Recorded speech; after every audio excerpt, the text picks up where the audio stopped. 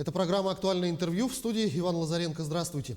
2021 год объявлен в стране годом науки и технологий. Какие прорывные научные открытия ждут Северо-Восточный федеральный университет в наступившем году? Над чем будут работать ученые и студенты главного вуза республики? Мы поговорим с ректором Северо-Восточного федерального университета имени Максима Кировича Амосова Анатолием Николаевым. Анатолий Николаевич, здравствуйте. Здравствуйте. Этот год в стране был объявлен годом науки и технологий. Значит ли это, что дополнятся ранее принятые программы и планы университета в области научных изысканий? Спасибо. Мы очень обрадовались, что этот год Российской Федерации будет годом науки и технологий. Сейчас мы, как федеральный университет, работаем не как образовательная организация, но и очень большой упор делаем на научные исследования.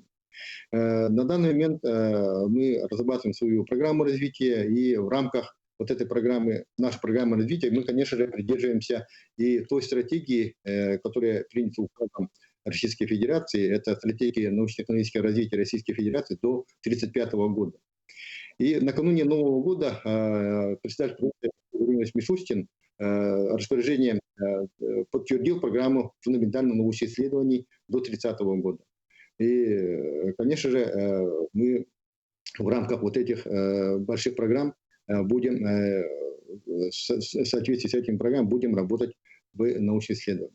И, конечно же, мы ставим цель акцентом на междисциплинарные исследования, на широкую международную коллаборацию, да, на развитие научно-исследовательской среды, создание инновационного роста научных исследований. То есть мы будем модернизировать, улучшать работу наших лабораторий. И, конечно же, одним из вопросов становится для нас коммерциализация технологий по приоритетным направлениям.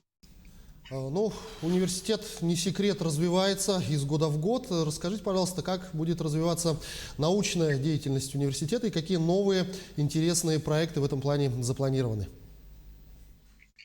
В прошлом году у нас закончилась реализация некоторых проектов по государственному заданию, да, их было 7.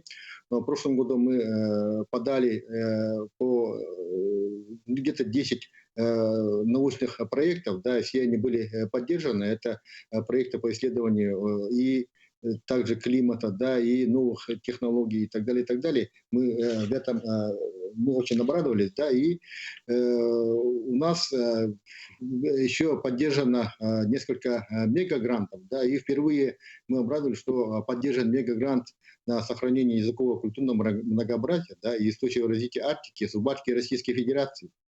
Да, и было более 400 заявок, да, всего где-то около 40 проектов было поддержано, да, и среди них вот такого документально-социального характера проект выиграл. Мы в этом были очень воодушевлены, да, и проект достаточно большой, где-то около 90 миллионов проект будет стоить.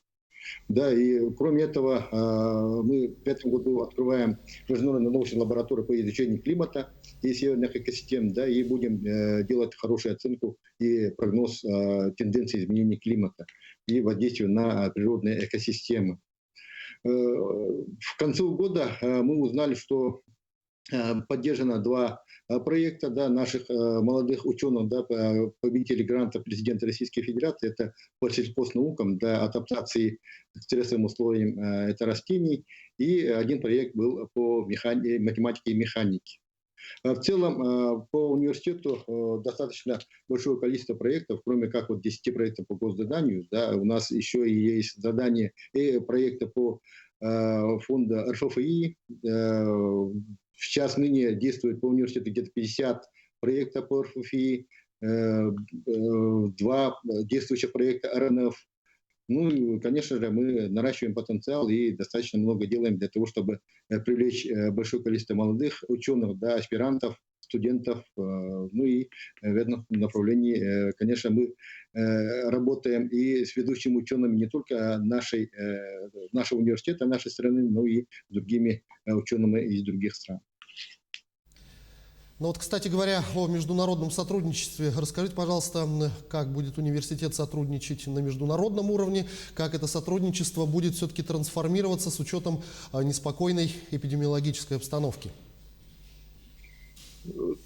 Ну, и сейчас, конечно, вот эпидемиологическая ситуация несколько притормозила наше участие в международных проектах, да, но это не значит, что мы совсем не работаем. Да, у нас есть возможности и в интернет-порядке взаимодействовать. Да, у нас в предыдущие годы накоплен достаточно большой материал, и экспедиционный материал и так далее, да, который мы сейчас совместно разрабатываем и в тех лабораториях, которые не наши, да, и в наших лабораториях.